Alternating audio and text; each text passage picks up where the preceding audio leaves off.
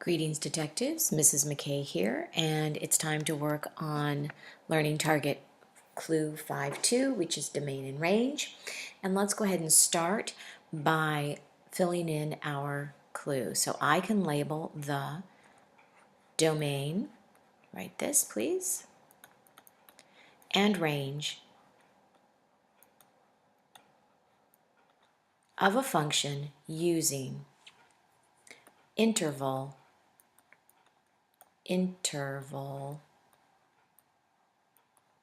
notation. All right? Interval notation. All right, and that's a new thing that we're going to learn. Let's first start by just reminding ourselves and reviewing domain and range. So remember that domain is all the x values of a relation or function. So if I gave you a set of coordinate points like 1, 3, 1, 5, 2, 7, that's a relation. We know it's not a function because they have the same, because two of the coordinate points have the same domain or the same x function. But we would say that the domain is all of the x values, 1, 1, and 2. So then we would say the domain is 1 and 2, okay? And the range are all of the y values. So the range is all of the y values. And so we would then say the range of this relation is 3, 5, and 7. And we would write those in little not brackets, those little squiggly parentheses, okay? But now we're going to talk about looking at the domain and range of graphs, all right? So a graph is continuous, at least the ones that we're going to look at today, mostly continuous, and it has many points. So it's not just individual points, it's every point on that graph, every x value, every y value. So you might have trouble remembering whether the domain is the x or the range is the y. And so I have a couple tricks for you to remember. So one thing that you can remember is that you can write it like this. Domain is horizontal, okay? And that's the x values on the x-axis, okay? And range, you can write like this, is vertical, which would represent the y-axis. So that's one way. Another way that you can remember is that domain and range are in alphabetical order, just like x and y are in alphabetical order. X comes before y, domain comes before D comes before R, domain comes before range. And then you might, if you've ever been in my classes before, you may have heard me talk about the domain being the damsels, because in biology, the X chromosome represents often the girl, okay? 2 X's represent the girl, and it's the Y that makes a boy in the chromosome. So the X is the girl, the Y is the boys. So I say the domain are the damsels, and the boys, the Ys, the ranges are the rascals. And the reason I call them rascals is because the rascals might have more than one girlfriend.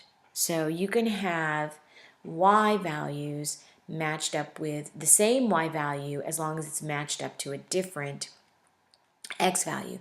But the damsels can never have more than one boyfriend. So in this case, you can see that this is not a function, it's dysfunctional, because this girl and this girl, the one, are the same person, and yet they have different boyfriends.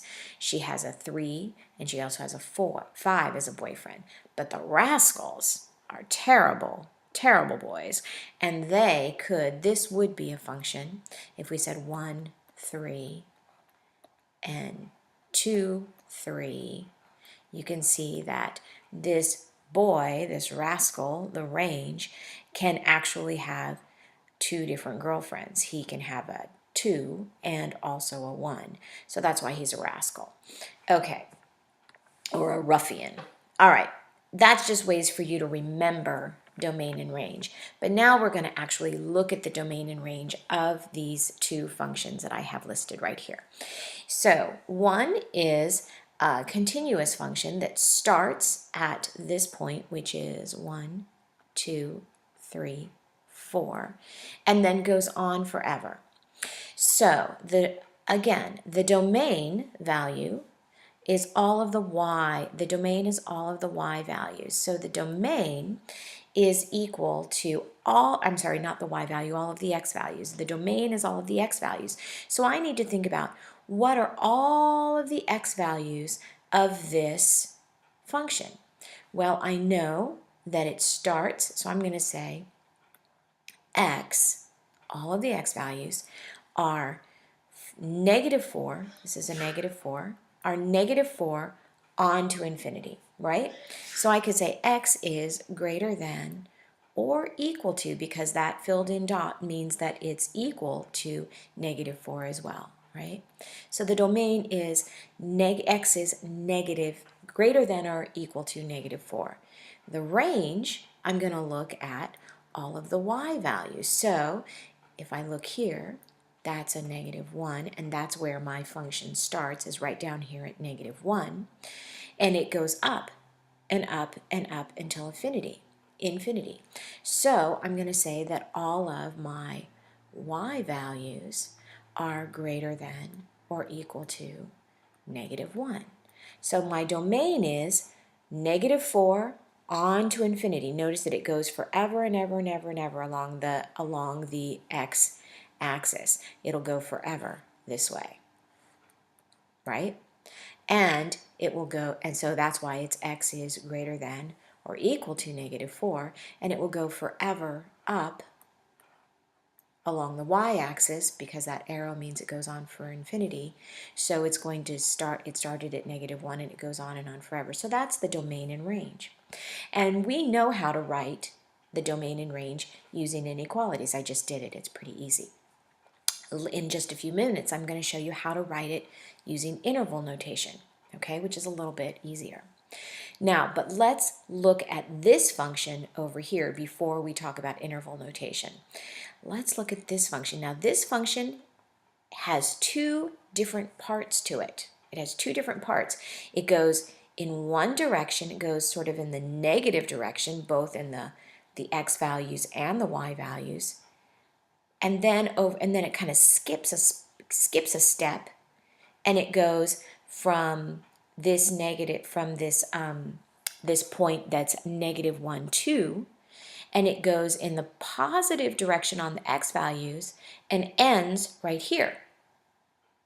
Okay? And it's going down in the y value. So let's see if we can describe this. Let's see. We're going to have to do 2 different parts. So we're going to do this one first, okay? And we're looking at this point, which the x value is a -2, okay? So we're going to say x, the domain is x is less than, it's less than because it's going to keep going this direction, it's less than or equal to -2, okay? But the domain is also x is greater than, right? It's greater than -1. Is it equal to -1? No, it's not. So x is greater than -1, but it doesn't go on forever. It stops at 1, 2, 3, 4, 5. So it's actually less than 5. I should have written this a little bit further over. So you can see that one part of my function says that x is less than -2 forever, okay? And then it's also less than 5, right? But greater than -1. So I have two parts. I have two parts to this range. And so the way that I can write it is I can write it like this. And it's basically x is less than -2. And then I'm going to use a set notation called the union, or I might say or, I'll say or for now, or x is greater than -1, whoops, that should be, and less than or equal to 5. So x is less than or equal to 5, and x is greater than or equal to -1. So it's either this or this. It's not in between though, okay? And one of the ways that we combine those is we use a thing called the union of these two, and we use this U for union. And so that leads us, actually we'll talk about union in just a minute. Let's do the range of this function, because we did the range and we did the domain. Now let's do the range, okay? So let's look at the range. We're going to start here, and we're going to say that y, because now we're going to look at the y values going down. Y is, this is 2 right here. Y is less than or equal to 2, all right? And y is also, we'll put the y over here. Let's see, y starts at 2. No, I'm sorry, starts at negative, sorry, it starts at 2. So y starts at 2, and it is less than, it's less than 2. It's not equal to 2. It's less than 2, right? So we're going to measure from here to here. But it's greater than -1. Greater than or equal to -1. So my range is either y is less than or equal to 2, or y is greater than or equal to -1, and it's less than 2. Okay? So that's my domain and range. Now, you can see I've had to write a lot, so let's talk about interval notation. Interval notation allows us to represent our range and our domain and range with simple symbols. We're going to use parentheses, we're going to use brackets, we're going to use a U for the union of two different parts of the function, and we're going to use the infinity sign, which is a sideways 8, to represent infinity, and we're going to use a negative infinity to represent infinity in the negative direction. So let me show you what we'll do. If we have a parenthesis, the curved little bracket, then we use that for not equal to. Okay, so if something is not equal to or isn't included, okay, isn't included.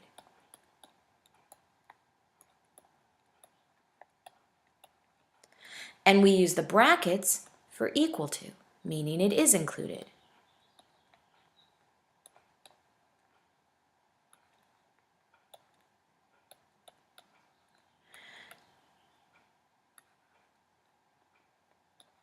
Now, the first bracket tells us the starting point of the domain or range, and the last bracket or closing part of it tells us the end of either the domain or range. So we're going to use this interval notation to represent our domain. So over here, I'm going to use a different color.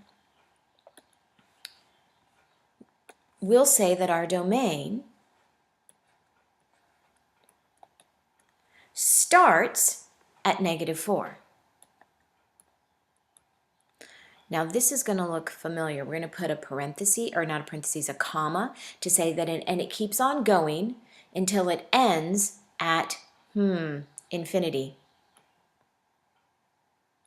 Now, we have to decide whether we're going to put parentheses or brackets around it. So, in this situation, the start, it includes -4. So I'm going to put a bracket, a square bracket. But at the end, it goes on and on and on and on and on and on and on and on, and there's no way to ever get to infinity. So we always, when we use infinity, we use a curved bracket because there's no end, okay? It can't reach infinity. It can never reach infinity. It just keeps going and going. That is interval notation for the domain. Let's do the interval notation for the range. The interval notation for the range is going to start at -1, and it's included, so I'm going to put a bracket there.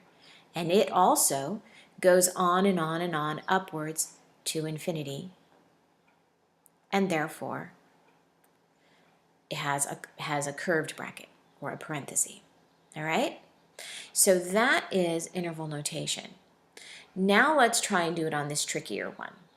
And I think I'm going to need to go up a little bit. So we'll say the domain, we'll start with the domain. And we'll start with our first thing. So where does this, we always read kind of from left to right. So where does this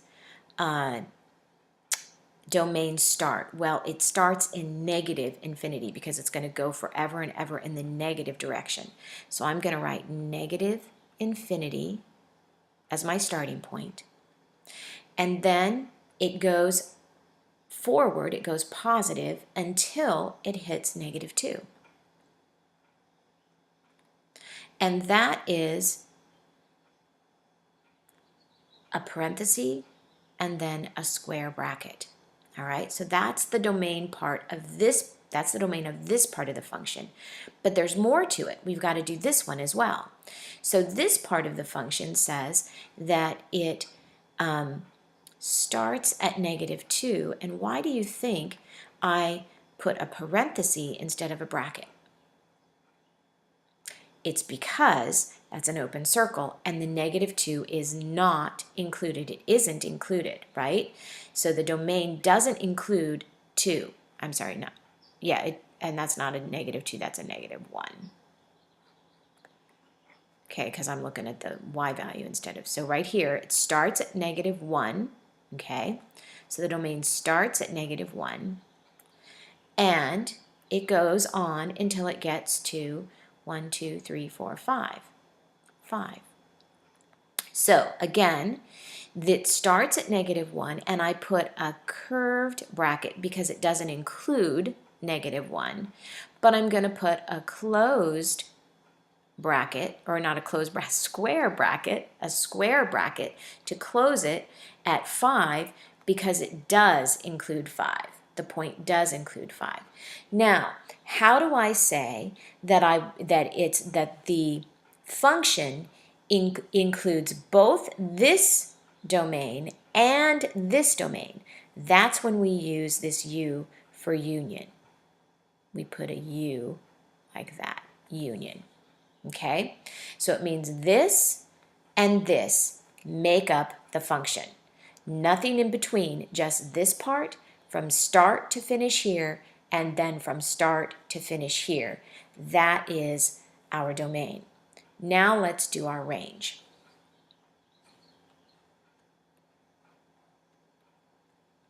Range. So our range, again, we're going to start at -infinity because the range is the y values, and the y values just keep going down, down, down, down, down forever. So we started at -infinity for the range, and we made it a curved bracket because we can't ever reach -infinity. And it goes until it reaches 2. It goes up and it stops at 2, where y is 2. And we're going to make that be a square bracket because it's a filled-in circle. okay? And then we're going to do our next set, which means that we start at 2, and I'm going to make it be a curved parentheses because it doesn't include 2, okay? And then it goes until it hits -1, and it does include -1. And we're going to say that it's the union of these two. Now, in this situation, when we say that the y values don't, in this one it includes 2, and this one it doesn't include 2, in actuality, it really does include all of 2. So I don't really have to have this union. Instead, I could just write it like this, because what's happening is we're starting at -infinity and we're going up to 2. And our range, look here, this is 2 and this is -1.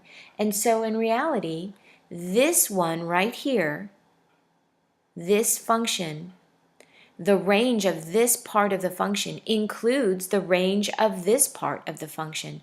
So we really don't even need that. All we need to say is that the range is from here to here, from -infinity to 2, because this part of the function is included in this.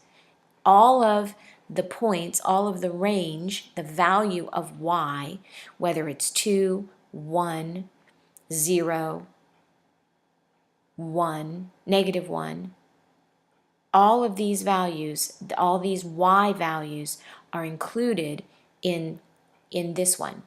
The domain values are not. So that's why we had to do the union. But for the range, we didn't have to really include that at all. Okay? All right. So I think that is all I needed to tell you about interval notation. So it's time to go ahead and do some practice. So take a look at my first example. And I'm just going to let you know that this is at 4, this is at 1, and this is at 8. Okay? So 1, 4, and 8. And then, of course, this is the x-axis, so this is 0 right here, the origin. So let's try and see if you can figure out what the domain and the range of this function is. First of all, think about the domain. Think about the domain. Where, and remember the domain are all of the x values. So which x value does this function start at? Where does it start? It starts at x is 0, right? So we're going to say 0, okay? Now, where does it end? Where does it end? Well, look at it. It goes all the way forever and ever and ever and ever and ever and ever in the positive direction. So it goes on until infinity. Now we have to decide whether we're going to put curved parentheses or square brackets. So look at this one. Here's the 0. Is 0 included? Yes, it's included. So we're going to put a bracket. And infinity, we already know infinity, you can never reach infinity, so we're going to put a curved parenthesis. All right? If we wanted to write this using inequalities, we would have said x is greater than or equal to 0, and it would have just kept on going. Okay? Now let's talk about the range. The range, okay? Now I put this dotted line right here at 1 because that is an asymptote. An asymptote. And an asymptote says that the function, this exponential function, will continue to get closer and closer and closer to 1, where y is 1, but it will never reach it. It will never reach it. Okay? We'll never reach it. So to do our range, we always start, we're going to read from the smaller number up. And so it's 1 is, because it gets the closest to 1, but I'm going to go ahead and say right now that it is an curved parenthesis, because the curved parenthesis means that 1 is not included. It will never hit 1, and it will never cross 1 either. It will just get very, very, very, very, very close. Okay? So the range is from 1 up. Up to what? Up to, so it goes from here up to 8. And does it include 8? Yes, it does. That's our domain, and that's our range. Our domain and our range. Our domain starts at 0, and it goes on to infinity.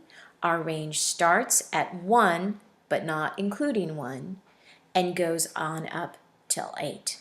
Okay? Now, if I wanted to write the range as a function, I would say that, or not as a function, I would say y is greater than 1, but less than 8. Y is greater than 1, less than 8. Less than or equal to 8. All right? So that is our first example. Take a look at this next example.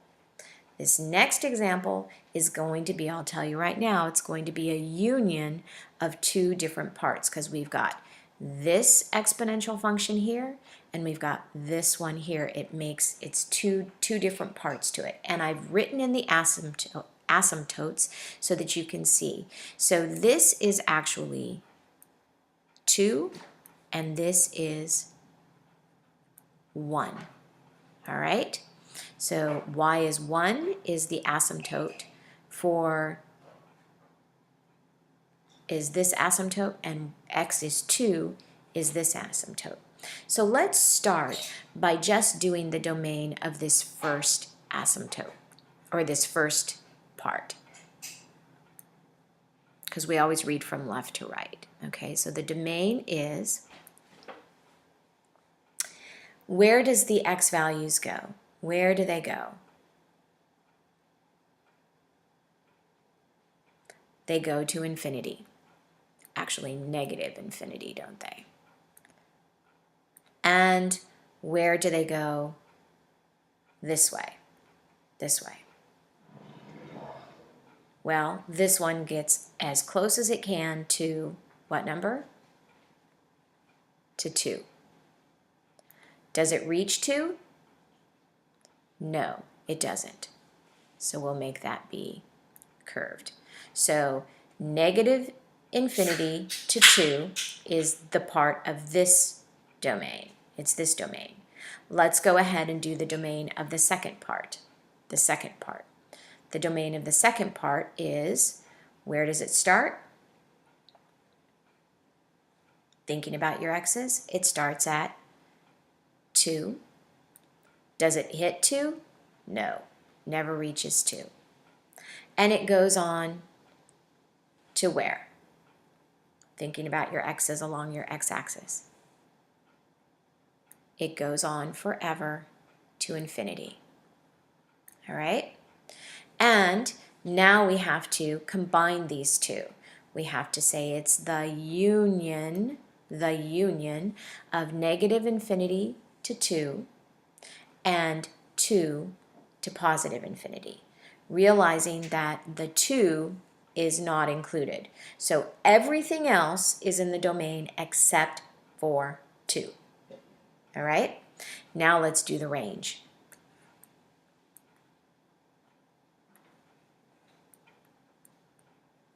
We're going to start with the lowest. We're going to start with the lowest. All right? So we're going to start down here. And where does the range start down here?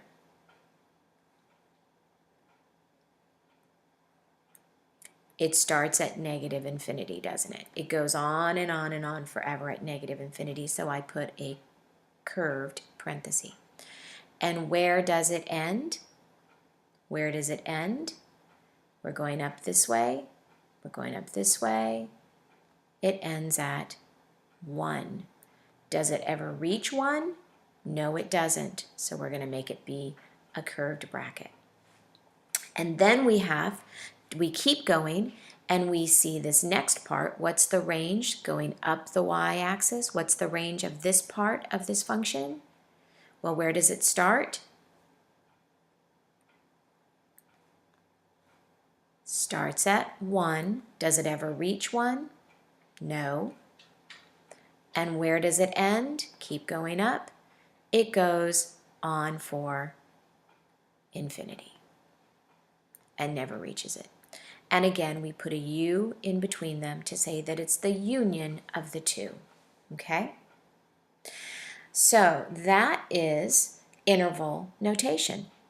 The most important thing probably to remember about interval notation is to not get confused when you see a point and you think, oh, that must mean it's the domain or the range. You need to be able to know the difference between a coordinate point, which looks exactly like a domain. If I say 1, 2, you need to know the context. Am I talking about a coordinate point, which is at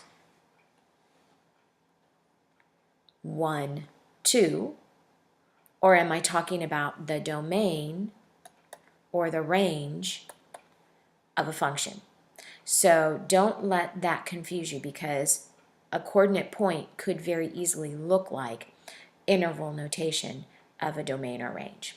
All right, that's all I have for today. So go ahead and write yourself some key ideas down at the bottom, and I will see you in class.